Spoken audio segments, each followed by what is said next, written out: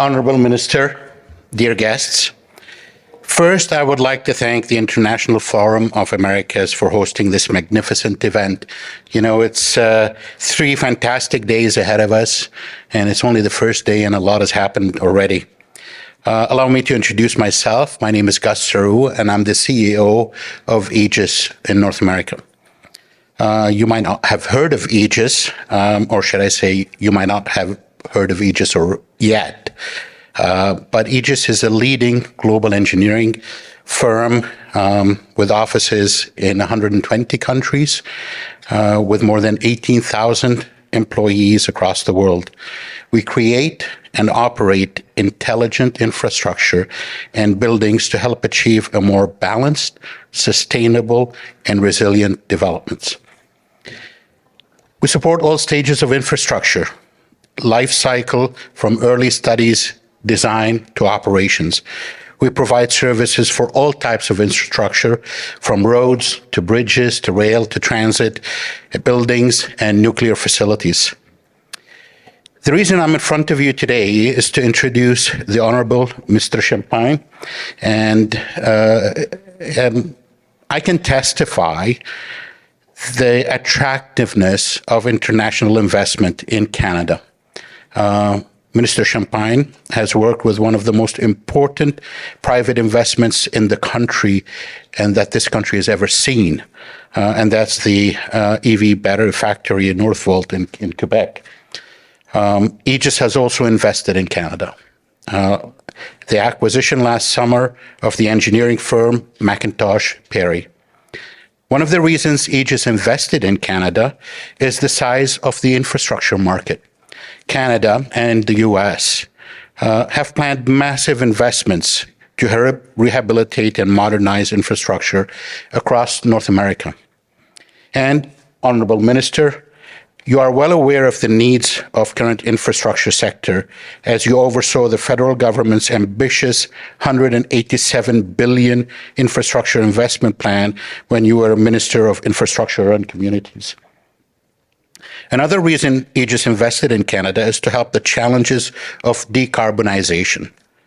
We ended 2022 with a historic peak in carbon emissions, despite our commitment to achieving carbon neutrality by 2050.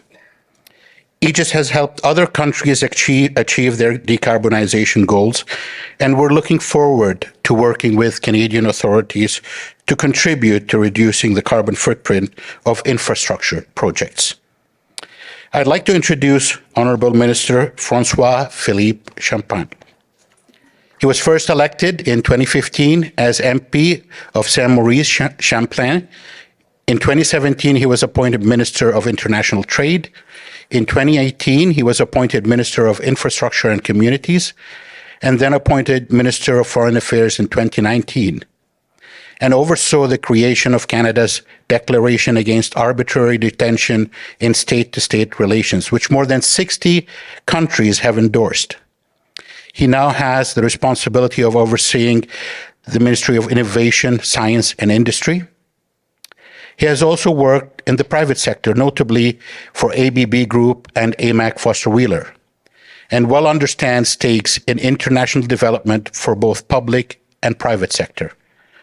I'd like to pass this over to the Honourable Minister and Rocco Rossi, CEO of the Ontario Chamber of Commerce.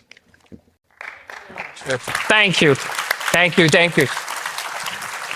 Great to be with all of you. Champagne in the afternoon. Not bad. I look at the time. It's almost 3 o'clock. It's 5 o'clock somewhere. It's 5 o'clock somewhere. No, but thank you. What an amazing panel before, by the way.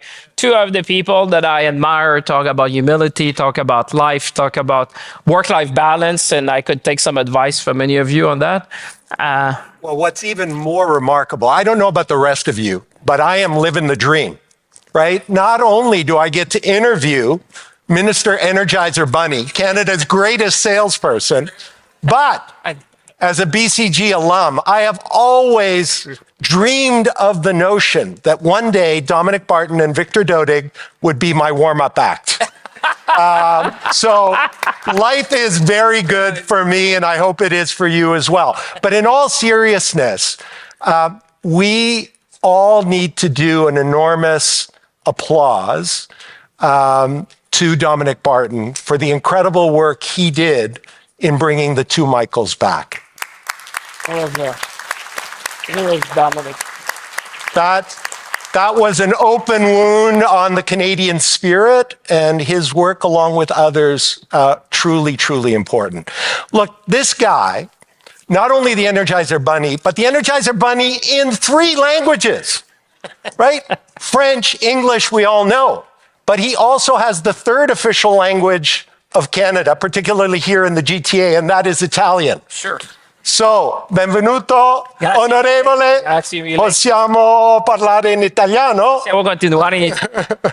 All right, we're not going to do it in Italian. We're going to get down to things. And I know that when the Prime Minister asked you to be Minister of Innovation, Science, and Industry, you never thought that you would have to think of innovative pricing around turkeys.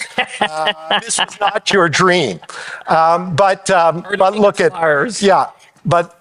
we all know in the last 24 months, really generational investment in EV batteries, things that we did not think would happen again. Governments are not particularly known for their ability to pick winners, but you guys have gone all in on EV batteries. Why EV batteries, and why is this the best bet right now for Canada?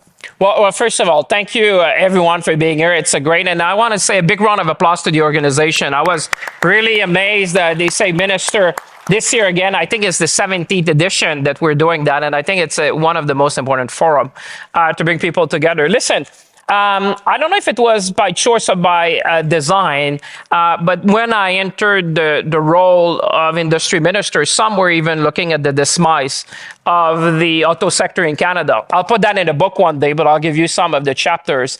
We were looking at that, and some of the first briefing were saying, Minister, the way things are going, either we meet this generational opportunity or else we're going to see a decline in the auto sector in Canada. And the auto sector is not just like the OEM that we know, but it's all the supply chain. It's 500,000 people in the country. So when I look back, I said, listen, when is in your lifetime that you're going to see a transition in technology that big? I mean, people could say, well, the internet was one of them. But certainly, if I look at the average age in the room, when you go from the combustion engine to the electric engine, you say, well, this could be a great opportunity for Canada. So how do we go about that? And then we started looking how the market came about. And I must say the IRA in the United States, the Inflation Reduction Act, was really a game changer in the industry in reshoring manufacturing. And I'm always one to believe that innovation plus manufacturing equal prosperity. If you look at South Korea, if you look at Taiwan, if you look at Germany, I mean, those who have weathered times in different period of the economic cycle, I think manufacturing is key. And therefore, when I start looking at that and you say, how can we position Canada and what's our answer to that? And I must tell you, and I know this is on the record, but I'll be very honest with you. When we started the journey, I was not sure at all that we would even have one gigafactory in Canada, let alone 3 of them, because at the time, people were questioning, could we really win with the United States? We're not the reserve currency of the world. We cannot outcompete a number of states in the United States. But I would say it always started with one conversation, and I'll put that in the book again. When I went to see Volkswagen, I remember my first trip in Germany, some of the people in our department were saying, Minister, why would you spend taxpayer money to go to Germany? They've never been in Canada. There's no chance that it will ever come. And I say, well, if I take my business 101 if we never talk to them, there's little chance they will ever come, by the way. So if I want to get new customer, I better get my suitcase and on. And then we went with Invest Canada, and I remember talking to the Germans, and they said, Minister, they invited me to their leadership conference, so the 500 leaders of the 12 brands, and they say, you have half an hour to make a pitch. Why Canada? And I must say from there, it was fairly interesting. I got a call from Mercedes-Benz the same weekend, say, Minister, we have our board meeting. Do you mind coming a presentation? I say, it's amazing. If we start winning, we're going to win. And actually, for me, when I was at Mercedes was quite interesting. They said it was the first time at the board meeting they had introduction, Canada, and conclusion, and that was Canada for about 15 to 20 minutes. But the point of that was, and I like the word of ambition. I always finish, those who have, been with me at different, I always say, let's seize the moment, let's be ambitious. And I knew that if we could only get one of them, we would really position Canada in a much different place in the eyes of the world. And now you may have seen Bloomberg rank Canada second in the world for the battery ecosystem after China, but out of the United States. And we achieved that in about 12 to 18 months. So my message was always, everything is possible. If we put the mind, if we work together, we work a lot with the Ontario government. We did the same thing with the government of Quebec. And now not only we got Volkswagen, the first gigafactory outside of Europe, we've got Northvolt, Stellantis, and then Ford and GM made other investments. So for me, I knew that people say you have a bit of energy, maybe, but when you wake up in the morning, you say, I could not think that as a country we could afford to miss that generational opportunity. Here we are today. Not only we landed one, we landed three, and I think that history will tell that this was probably a watershed moment for Canada. How do we position ourselves in the world in one of the technology of the future? No question that part of how you made Canada so much stronger in that bidding is the bromances that people talk about between you and Fideli and Fitzgibbon, and you're going to need that kind of all of Canada teamwork in order to deal with the long-term future, because part of what gives us that number 2 ranking in Bloomberg is the ability, at least in theory, to vertically integrate all the way back to the mines. Yeah. How are we going to change the reality that today it takes an average of 15 years to permit a mine in Canada, and that is not the reality in the rest of the world? No, we need to do a far better job. And I like the bromance thing. It's kind of interesting. I remember Doug Ford once said, whatever, and I hope Premier won't hold that against me, but I've heard people say that if Champagne says something, I'll pay half of it. It was in the battery ecosystem, by the way. Because, from an investor, let's look at that. We were attracting people who have never really looked at Canada. You talk about the Korean firms, you talk about the Japanese firms.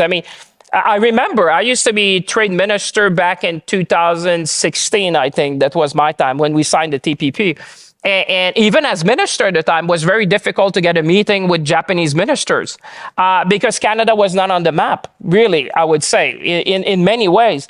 But today in a world where the three things that are top of mind, I would say, to any business leader, head of state, head of government, we had the Chancellor of Germany, President of Korea, Prime Minister of Japan. It's all about food security, energy security, and supply chain resiliency. And therefore, Canada becomes kind of that beacon of I would say, when you're looking for the partner in the world, which has a lot of challenge, we stand out, stability, predictability, the rule of law. When people are making big bets, they're now looking at Canada. And to your point, how we did that was really to present a Team Canada approach. I go back to the Chrétien kind of Team Canada, where people were going with a plane and were promoting what we could do. I think we have a newer version of that post-COVID, but in a way, we needed to bring the message, because I keep saying not everyone in the world wakes up in the morning thinking about Canada. I do, and I hope many of you do. But if you look on the global scale, a lot of people need to be told about the Canadian story and why Canada. And I think what we've done with Premier Ford, what we've done with Premier Legault, what we've done with Vic, and obviously Pierre Fitzgibbon, is to present to potential investor that kind of concierge services that people are finding attractive. We're small enough to know each other and big enough to be attractive. And I keep remembering, in the words of the CEO of Volkswagen, Oliver, said, "You're one of the few." I think maybe he said the few, but that gave me a cell phone the first day we met. And these small things build trust, and obviously you go from there. Your cell phone number. You don't hand out cell phones. No, I meant my phone number. My cell phone number. But building trust, making the case for Canada. But I think this is all of our effort. I just happen to be one of those who make the pitch, but collectively, I think in the world, like I said, which is fraught with, and sadly we've seen seen the horror taking place in Israel today. And I look at the world and the challenge in the Taiwan Strait and the high inflation in Europe, the price of energy. I always challenge people to say Canada remains very attractive. Now, it's a bit like if you go to London on Ambassador Row and you look at the houses and you say, well, from the outside, we're fairly attractive. You look at different places and you say, I remember I was with the CEO of Mubadala. And he said, Minister, if it was your money, where would you invest it? And he took a map and he started looking at country. And obviously, say Canada is very attractive. That being said, that doesn't mean we don't need to fix the plumbing inside the house, that we don't need to fix the electricity, that we need to bring new furniture. And we need to get our I would say, our act together to make sure that on one end, we have a predictable process that people, I think business can adapt to anything when they know it's predictable. And I think predictability is the big thing at the same time where we engage local community and First Nations to make sure we do that. But we definitely need to up our game in that because I think we have tremendous potential and the world is craving. I mean, you don't need to take it from me. Just 2 weeks ago, we had the Japanese Minister of the Economy of MITI, which is the all-powerful Ministry of Economy in Japan. And unbeknownst to me, he called me, he said, Minister, we want to sign an agreement with Canada on critical minerals and supply chain. But unbeknownst to me, it was the first one that Japan ever signed with any country in the world. And he said, we chose Canada. So now what you see, in my view, you see more and more people choosing Canada. So that's why I think it's our moment to seize if we want to lead in the economy of the 21st century. And it started with a vision to be the green supply of choice, understanding that what consumers want is not an electric car, they want a green car. And that's why with Dominic, we started with aluminum with Rio Tinto. So we're producing the greenest aluminum in the world. Actually, in Saguenay, in their facility, that the investment we announced with them just about 3 months ago, that is the first smelter ever announced in the world since the one I think is in Iceland. And it's going to be the largest smelting area in the world outside of China. And then you think what we've done with the Fasco, ArcelorMittal, what we're doing with Algoma Steel in trying to do green steel, green battery. I'm looking at green semiconductor. I think if we are on that track to decarbonize, I think we have a head start and we can lead the world in that new economy where you have the green revolution and the digital revolution. So AI, quantum, and cyber, in addition to the green industrial assets that we're going to build. I think we are in a way to win. And for me, winning brings success and success attracts success. I'm really delighted that you raised your time as Minister of Trade. You also have the unique experience of being at External, and you've raised the issue of critical minerals. Clearly, we're in a world that is somewhat different with the illegal, unjust invasion of the Ukraine by Russia, with growing tensions.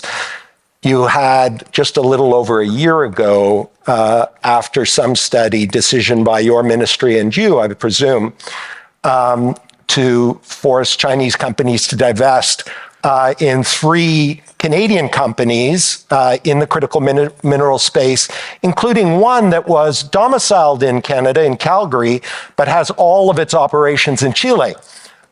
So help us to understand, we're here at a global forum, we're talking about economic resilience, and yet there seems to be blocks being created. What does that look like for you? How do you win within that world and that growing tension? Well, the world has changed. I remember if you go back to 2015 and where you look at the world today, there's a lot of things that have changed. When it came to critical mineral, I was pretty clear to the world that we're going to be protecting our assets. I mean, this is key to fuel the economy of the 21st century. It's not about battery, it's about semiconductor. And we've seen what it can cause when you don't have the microchip in the economy. I mean, a lot of the inflation has been supply driven, not only demand driven this time. And therefore, I think it was a responsible thing for a country like Canada. Listen, when you have what the world needs, you become very attractive very quickly. I go in many parts of the world. It's not that they like us. They'd like to marry us, We go and they say, what can you supply, Minister? Is there more we could do? Can we sign this? Can we supply? So obviously for me and my colleagues, I see Leah Taylor is with me here from a colleague in Parliament.